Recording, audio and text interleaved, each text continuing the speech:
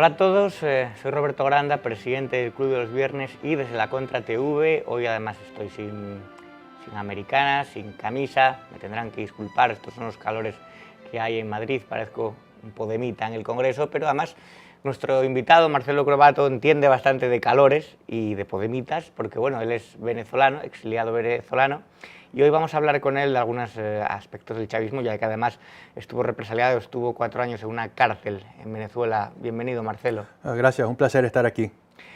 ¿Cómo vivió en Venezuela, en su país, la llegada del chavismo y sobre todo cómo se fueron perdiendo esas libertades democráticas poco a poco? ¿Cómo lo vivió la ciudadanía allí? La gente empezó con muchísimo entusiasmo porque creyeron un discurso de Chávez que decía que todo iba a ser distinto, que iba a cambiar la corrupción de los gobiernos anteriores. Lo que se llama comúnmente la Cuarta República, que es un nombre errado, pero se suele utilizar, los gobiernos de Acción Democrática y COPEI, fueron corruptos e ineficientes. Él llegó diciendo que iba a cambiar todo eso y que iba a perseguir a los corruptos. La gente se entusiasmó a todos los niveles sociales, no solamente fue el pueblo, la gente profesional, gente de alto nivel también llegaron a votar por él porque creyeron en su discurso. Pocos fuimos los que sabíamos quién era, los que estábamos claros quién era Hugo Chávez y lo combatimos desde un principio. La gente poco a poco se fue dando cuenta que era distinto lo que él hacía que lo que él decía. Por ejemplo, su primera acción fue llamar a una Asamblea Nacional Constituyente violando la Constitución vigente y con unas normas que eran totalmente antidemocráticas porque negaban la participación de las minorías. De 124 diputados, si mal no recuerdo, que tenía esa Asamblea Constituyente en el año 99, el chavismo tuvo 120, pero apenas tuvo poco más del 50% de los votos. O sea, la mitad de Venezuela no tuvo representación. Y eso fueron normas que se hicieron para asegurar el control de la Asamblea. Aprobaron una constitución según su gusto, lograron con esas normas nombrar nuevo Consejo Nacional Electoral, que es el órgano que organiza las elecciones. Todos los poderes públicos controlaron la Asamblea Nacional, el Congreso, que ya es unicameral, y empezaron a gobernar a su leal saber y entender. El problema es que lo hacían totalmente obviando la parte de la población que no compartía sus ideas. Si bien es cierto que Chávez ganó su primera elección, la presidencial, limpiamente, eso no se puede discutir, lo cierto es que de ahí en adelante ninguna la ganó limpiamente porque en todas hubo alguna forma de fraude. Por ejemplo, ventajismo, aprovechamiento de los recursos del Estado, propaganda desde los entes del Estado, utilización de vehículos, aeronaves, imprentas del Estado, dinero del Estado para hacer propaganda, eventos que debían ser simplemente de un órgano, por ejemplo un ministerio o algún instituto autónomo, y terminaban siendo propaganda electoral del chavismo. Y luego entonces empezó además la persecución del disidente. Correcto. A finales de diciembre del año 2001 se emitió un decreto que atacaba la educación privada. Los padres se opusieron porque dijeron, la educación de mis hijos depende de mí. Y es lógico, los padres son los que deben elegir la educación de sus hijos, por lo menos dentro de un marco mínimo. Si yo como padre le quiero enseñar a mis hijos que la pedofilia es buena, obviamente eso no puede ser, pero dentro de un mínimo marco, son los padres los que deciden si quieren que su hijo estudie en un tipo de colegio o no, si quieren una educación religiosa o laica, si quieren que vaya o no a la iglesia, una cantidad de cosas, porque son los padres los que deben decidir por sus hijos, que en casi la totalidad de los casos decidirán lo correcto o decidirán lo aceptable, por lo menos no van a decidir algo negativo. Por ahí empezó una oposición muy fuerte a Chávez que culminó con las grandes marchas de abril del año 2002, cuando Chávez renunció. Se dice que fue un golpe de Estado, lo cual no es cierto. Hubo grandes marchas, la última se dirigió hacia el Palacio Presidencial, ahí los pistoleros del chavismo atacaron la marcha, hubo casi 20 muertos. Chávez quiso sacar el ejército a la calle a reprimir y el alto mando dijo que no, que ellos no salían a matar civiles, que se negaban a recibir órdenes. Eso fue toda la rebelión militar. Simplemente dijeron que no estaban dispuestos a asesinar civiles y Chávez renunció. Después, en un incidente bastante confuso por lo mal llevado de la política, regresó y poco a poco fue reprimiendo cada vez más. En el año 2004 hubo una serie de protestas muy fuertes, ya en Venezuela se dicen guarimbas, duraron una semana. en esas protestas hubo varios presos políticos, todos los detenidos fueron torturados, yo participé en esas defensas y me consta el maltrato que sufrieron. También hubo persecución contra quienes participaron de una u otra manera en las mayores protestas, los militares que se negaron a obedecerlo cuando quiso reprimir. Durante la huelga general del año 2002, el personal de la petrolera estatal PDVSA que se negaron a obedecerlo fueron perseguidos. Pero después vino un periodo de relativa calma, se cerró un canal de televisión, pero no hubo una fuerte represión como ha habido después. A pesar de que sí hubo oposición en las calles, hubo movimientos. Encrudeciendo la represión a medida que se pedía más libertad y más democracia. Claro, y también él quiso modificar 2 veces la Constitución. Una vez perdió el referéndum, la siguiente vez entonces decidió hacer algunas modificaciones, las que le interesaban, que era para perpetuarse en el poder, y eso consiguió ganarlo forzando esa elección. Y fueron perdiéndose las libertades individuales hasta que él falleció. El vicepresidente para el momento, Nicolás Maduro, asumió la presidencia. Ocultaron la muerte de Chávez por 3 meses para ellos poder estructurar un mecanismo que les permitiera asegurar la victoria electoral. Inclusive durante ese periodo que Chávez ya había fallecido, porque mi información era muy clara y cierta, que a partir de mediados de diciembre ya le había fallecido. Algunas personas me dicen, no, en realidad lo que tuvo fue muerte cerebral. Bueno, pero realmente ya de ese momento en adelante no existía. Y los que no están de acuerdo con la fecha de mediados de diciembre dicen que a finales de diciembre sí falleció. Hicieron una gran cantidad de teatro para llenar a la gente, que sintieran lealtad y fueran a votar por Maduro. Pero en el año 2014 comenzaron las protestas y empezaron por una razón bastante estúpida de parte del gobierno, porque muchachos de una provincia al occidente de Venezuela protestaron porque querían más vigilancia policial en la zona de la universidad, porque había mucha delincuencia. Los reprimieron, detuvieron a varios, los enviaron a cárceles que estaban a 700 kilómetros de distancia para aislarlos de su familia.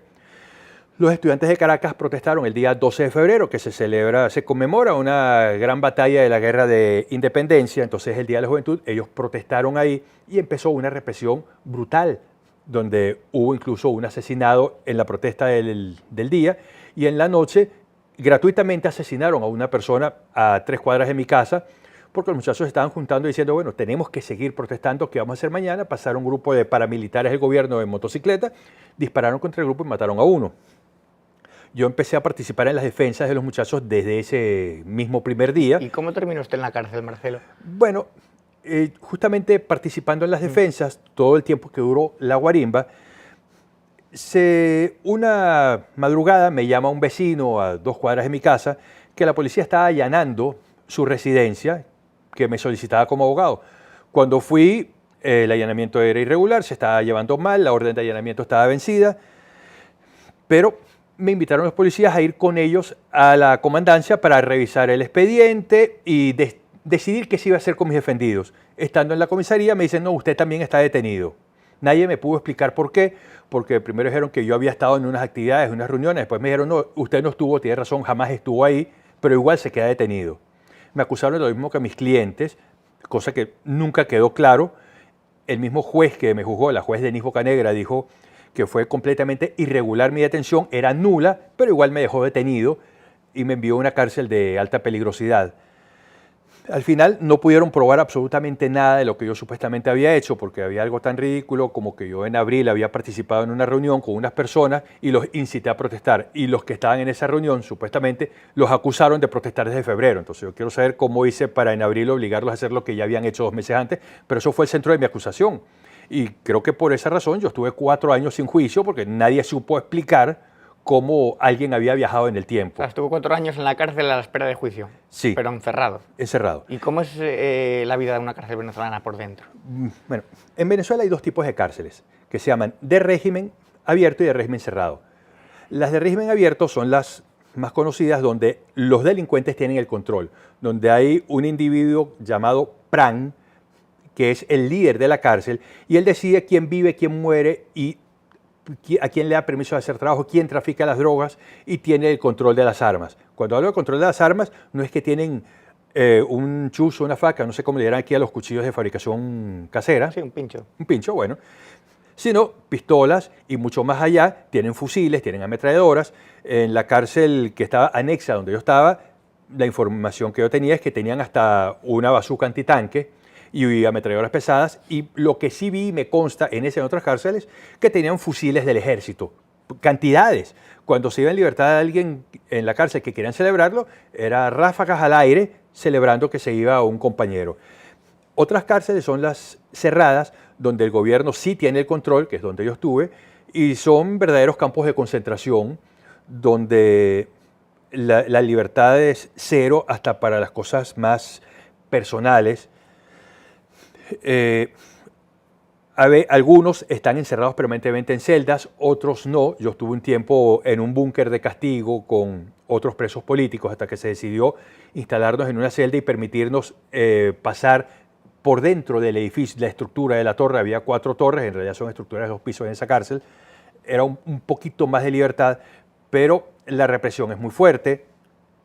Uno no puede tener casi ningún enser personal. No está permitido, por ejemplo, incluso si uno quiere tener un radiecito para escuchar las noticias, no se puede. Algunos querían tener televisores, no, solamente se podía uno autorizado.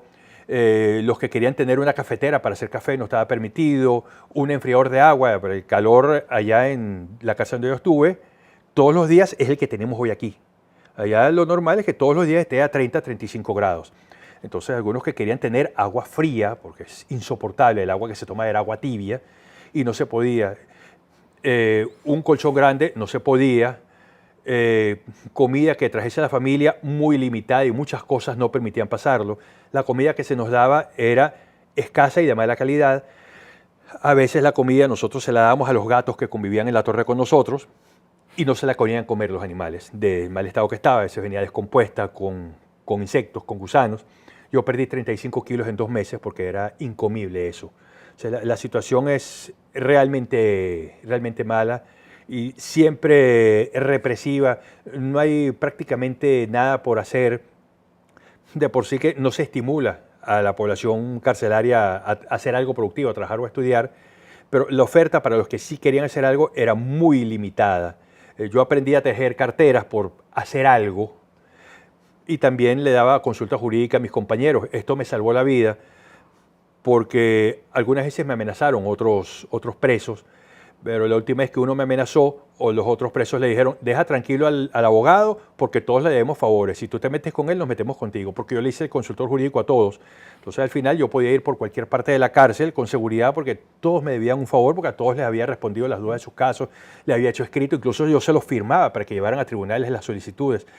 Pero después de salir de la cárcel, va a Argentina, allí está Macri, pero de repente se encuentra otra vez el crincherismo, el populismo de lo que venía huyendo de Venezuela, sí, y termina en España. Sí, pues yo tuve que fugarme. Venezuela, ellos nunca me liberaron, me autoliberé. De hecho, las Naciones Unidas emitieron una resolución individual indicando que yo era un perseguido de conciencia y debía ser liberado, indemnizado y se debían tomar medidas legislativas para que nunca hubiese un caso similar al mío, que un defensor de derechos humanos sea detenido durante la defensa. Entonces, cuando el gobierno no atendió eso, ni todas las ocasiones legales en las que era obligatoria mi libertad, decidí fugarme, pudimos organizarlo y llegamos a la Argentina.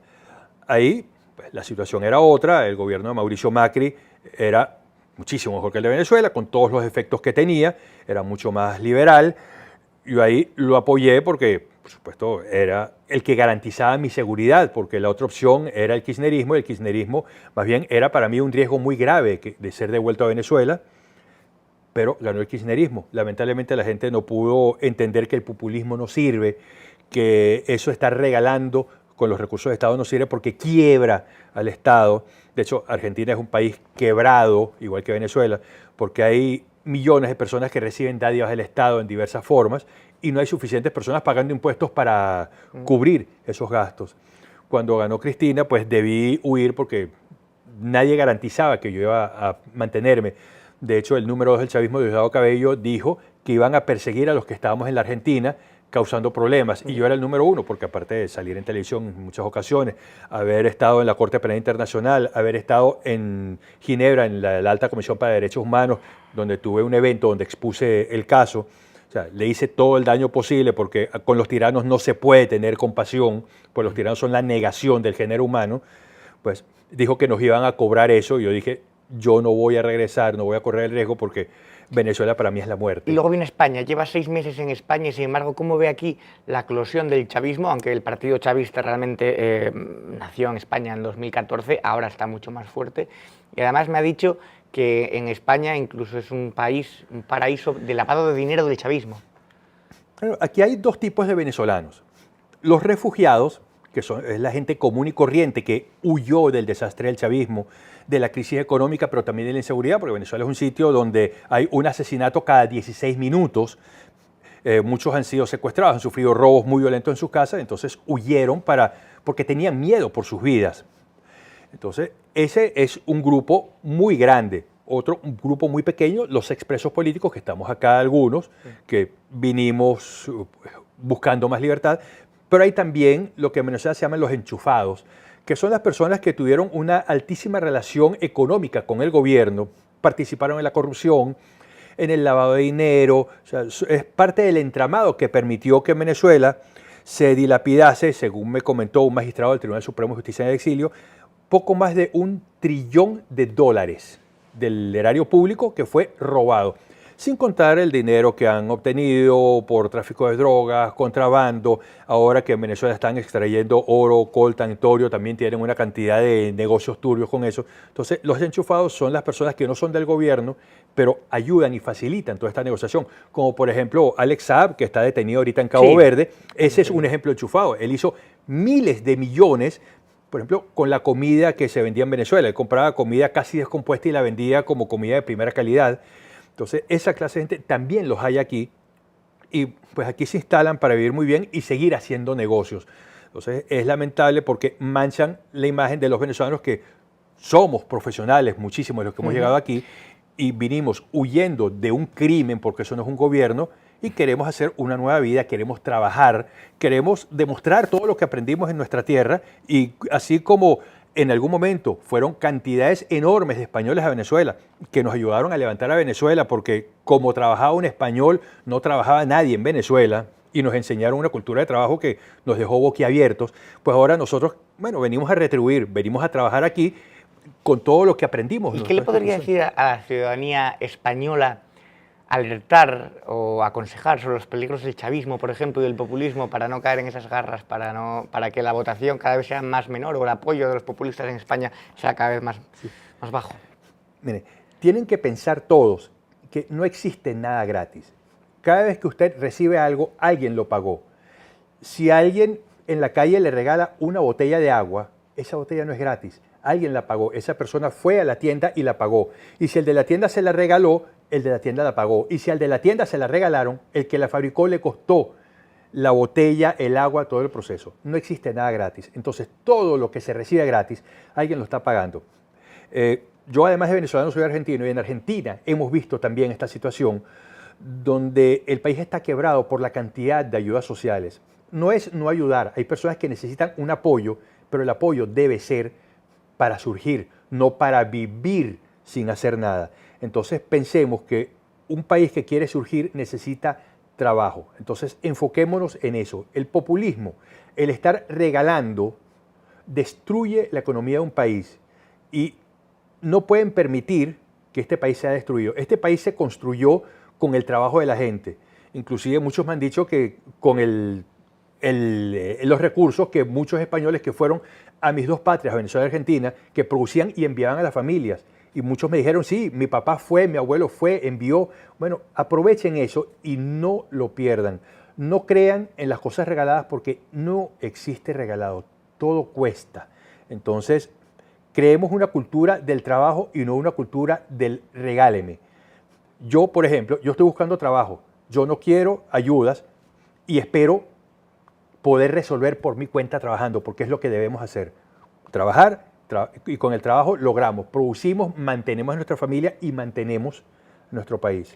Pues muchas gracias por su testimonio y aunque lleva solo 6 meses en España, espero que se quede mucho más y que disfrute de nuestro país y que pueda haber una España libre de chavismo y de populismo. Muchas gracias. Gracias.